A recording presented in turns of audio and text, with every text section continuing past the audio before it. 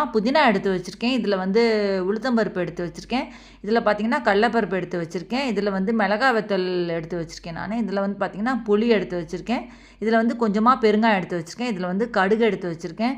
இப்போ தேவையான அளவு உப்பு எடுத்து வச்சுருக்கேன். இப்போ ஒரு பேனில் வந்து கொஞ்சமாக எண்ணெய் வச்சுருக்கேன். அதில் வந்து உளுத்தம்பருப்பு சேர்த்துருங்க. நான் 2 ஸ்பூன் உளுத்தம்பருப்பு சேர்க்குறேன். சேர்த்துட்டு கடலப்பருப்பு ஒரு 2 ஸ்பூன் கடலப்பருப்பு சேர்த்துருங்க. சேர்த்துட்டு மிளகாய் வத்தல் வந்து 4 மிளகாய் வத்தல் நான் சேர்க்குறேன். நீங்கள் காரம் எவ்வளவோ ஜாஸ்தி காரம் வேணும்னா இன்னும் கொஞ்சம் கூட சேர்த்துக்கலாம். இல்லை கம்மியாக கூட சேர்த்துக்கலாம். இப்போ எல்லாத்தையும் சேர்த்துட்டு அதை அப்படியே அந்த பருப்பெல்லாம் கொஞ்சம் நல்லா கலர் மாறுற வரைக்கும் அப்படியே நல்லா அதை வதக்கி விட்டுருங்க. அடுப்பை நல்லா மீடியம் சைஸ்லேயே வச்சுட்டு இதை பண்ணிங்கன்னா உங்களுக்கு அது கரெக்டாக இருக்கும்.